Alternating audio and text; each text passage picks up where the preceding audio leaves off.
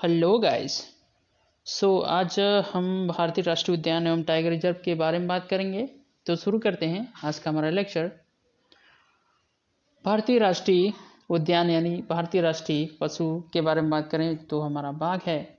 और थोड़ा सा अगर थोड़ा और डिटेल में जाने तो बाघ को जो है हमारे IUCN की यानी international union conservation authority nation IUCN के रेड डाटा लिस्ट में जो है इसको संकटग्रस्त श्रेणी में डाला गया है।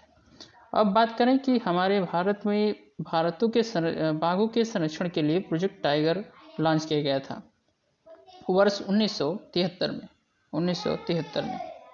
आगे बात करें तो अंतर्राष्ट्रीय बाघ दिवस की बात करें तो वो 29 जुलाई को मनाया जाता है। और भारत में जो बाघों की संख्या की बात करें तो पूरे विश्व का 60% बाघ जो हैं वो हमारे इंडिया में ही निवास करते हैं। थोड़ा सा और जाने अगर प्रोजेक्ट टाइगर के बारे में और बाघ संरक्षण के बारे में, राष्ट्रीय उद्यानों के बारे में, तो जो हमारा NTC है, नेशनल टाइगर कंजर्वेशन अथॉरिटी यानी जिसको बोलते हैं राष्ट्रीय बाघ संरक्षण प्राधिकरण का गठन जो है किया गया था वन्य जीव संरक्षण अधिनियम 1972 के द्वारा जो है इसको लॉन्च किया गया था।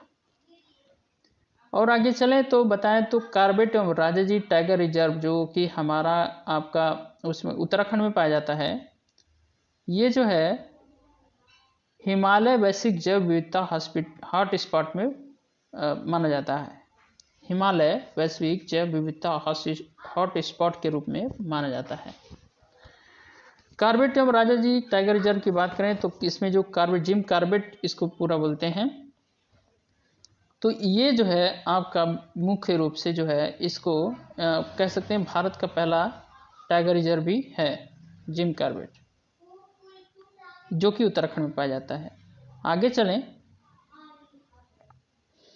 आगे चलें तो भारत में सर्वाधिक जो वर्तमान में भारत में सर्वाधिक संख्या की बात करें टाइगर की तो वो है आपका मध्य प्रदेश में सबसे ज़्यादा है। उसके बाद आपका आता है कर्नाटक, फिर उससे थोड़ा सा कम है उत्तराखंड। तो इस तरह से क्रम है जो कि PCS में और AS में पूछा जा सकता है। वर्तमान में भारत में देखें तो बाघों की कुल संख्या जो है अनुमानतः कहा जाए तो वो 2967 है।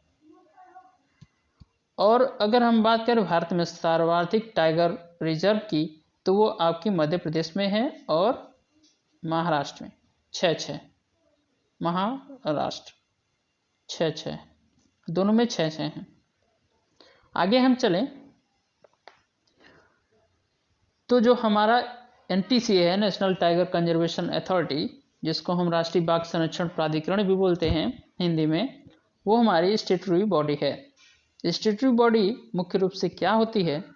स्टेटरी बॉडी ये क्या होती है? ये होती है जब हम पार्लियामेंट में किसी लॉ के यानी किसी एक्ट के द्वारा कोई हम अगर अधिनियम या निकाय लाते हैं, कोई बॉडी अगर बनाते हैं तो उसको स्टेटरी बॉडी बोल देते हैं।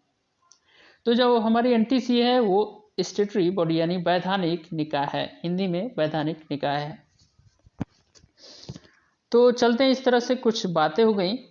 इस तरह से हम चलते हैं हमारे टेस्ट सीरीज की तरफ और इस तरह से हम जानेंगे कहाँ कहाँ पे हमारे टाइगर रिजर्व मुख्य रूप से हैं।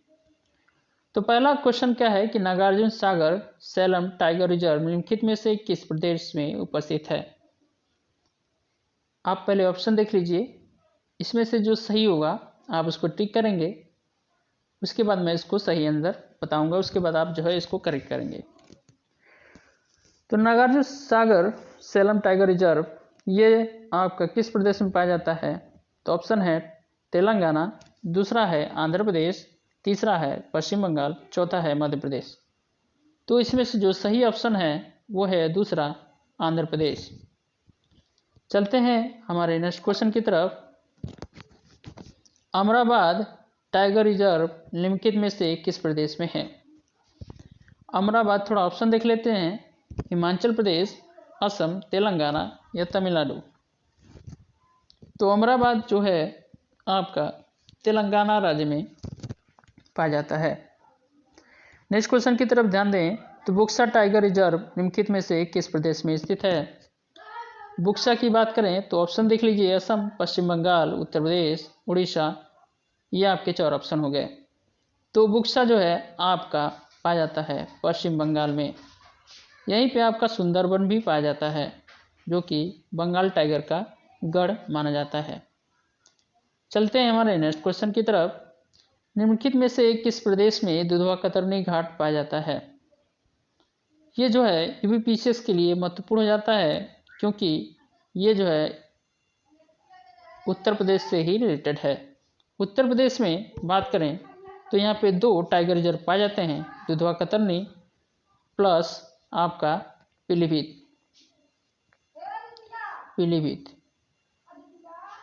तो यहाँ 2 टाइगर रिजर्व पाए जाते हैं, दुधवा कतरनी और पीलीभीत। तो इसका जो सही ऑप्शन है वो चौथा है, उत्तर प्रदेश।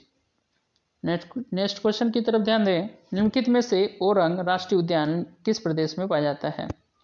ऑप्शन देख लें, असम, अरुणाचल प्रदेश, सिक्किम या पश्चिम बंगाल। तो इसमें से जो सही ऑप्शन है वो है असम। असम में ओरंग राष्ट्रीय उद्यान पाया जाता है।